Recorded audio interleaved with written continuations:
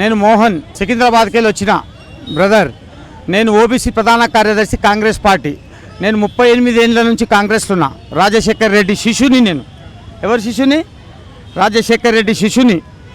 అయితే రాజశేఖర్ రెడ్డి శిష్యుని. ఇక ఎన్ని దినాలు ఏంటంటే కాంగ్రెస్లో పని చేసుకుంటూ పోతున్నా. ఇక రెండోది క్వశ్చన్ ఏంటంటే మా సికింద్రాబాద్ కాన్స్టిట్యూషన్లో సమస్యల మీద నేను ప్రజావాణికి కొంతమంది లోకల్లో తీసుకొని వస్తున్నా. కాంగ్రెస్కు పేరు రావాలి, రాబోయే ఎంపీ ఎలక్షన్లు ఉన్నాయి, రేవంత్ రెడ్డికి ఇంకా మంచి పేరు రావాలి. హనుమాన్ భక్తుని నేను. నాకు మ్యారేజ్ కాలేదు ఇంకా. ఏం బ్రదర్? మ్యారేజ్ కాలేదు. రేవంత్ రెడ్డి జీతాలన్న సంగతి నాకు 2 నెలల ముందు తెలుసు. అమ్మవారు భక్తుని, హనుమాన్ భక్తుని 2 నెలల ముందు తెలుసు నాకు. సీతక్క కూడా క్యాబినెట్లో మంత్రి అవుతుందని తెలుసు. ఇంకా మంచి కావాలి, ఇంకా పబ్లిక్ సేవ చేయాలి. సమస్య ఏంటంటే భయ్య, టీఆర్ఎస్ వాళ్ళు పనిపాట లేకుండా ఒకటి గవర్నమెంట్ పడేస్తా, ఒకటి గవర్నమెంట్ ఇది చేస్తా, ఒకటి అది చేస్తా, ఇది చేస్తా అనుకుంటా నడుస్తున్నారు. అవన్నీ వేస్ట్ మాటలు. పబ్లిక్ ఓటేసి 5 ఏళ్ళు పవర్ ఇచ్చేసారు. 5 ఏళ్ళు పవర్ ఇచ్చారు. అయితే దాని మీద రేవంత్ రెడ్డి గారికి మా అంతు కార్యకర్తల సహకారంతో కార్యకర్తలు అందరం కలిసికట్టుగా ప్రజావానికి అందరి సమస్యలు తీసుకొచ్చి సమస్య పరిష్కారం చేయాలని అందరి లోకల్గా ఉన్న సమస్యలను తీసుకొని వస్తున్నాం. హ్యాండిక్యాప్లను, లోను, ఇట్లా మొత్తం డబుల్ బెడ్రూమ్ ఇల్లు లేని వాళ్ళని సికింద్రాబాద్ కాన్స్టిట్యూషన్ నుంచి మా వంతు సహకారం వేసి కాంగ్రెస్ పార్టీ రాబోయే ఎంపీ ఎలక్షన్లు కూడా భారీగా జీతాలే. రేవంత్ రెడ్డికి తిరుగులేదు. దేవుడు, హనుమంతుడు, అమ్మవారు ఆయనకున్నారు. ఏమీ చేయలేరు. ఆయన నొష్టిరాతనైతే ఊపలేరు.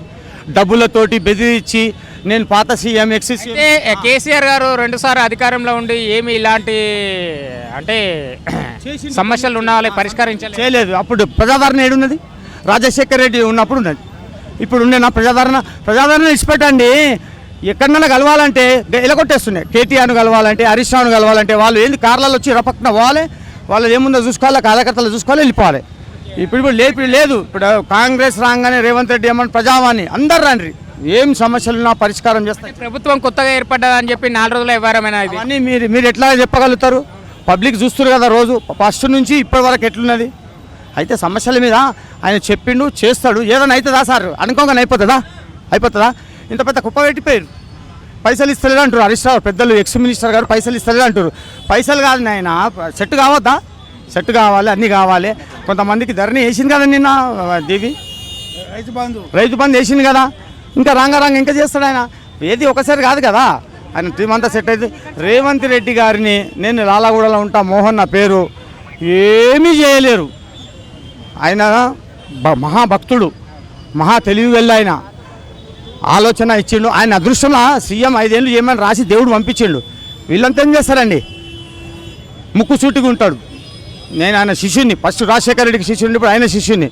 ఆయన నా వంతు ఎంతైతే అంత సికింద్రాబాద్లో సిటీలో ఎంతైతే అంత కార్యకర్తలు కాంగ్రెస్ పేరు పెంచాలని నా ఒక ప్రయత్నం, వెంకటేష్ యాదవ్ ఈయన ఒక ప్రయత్నం.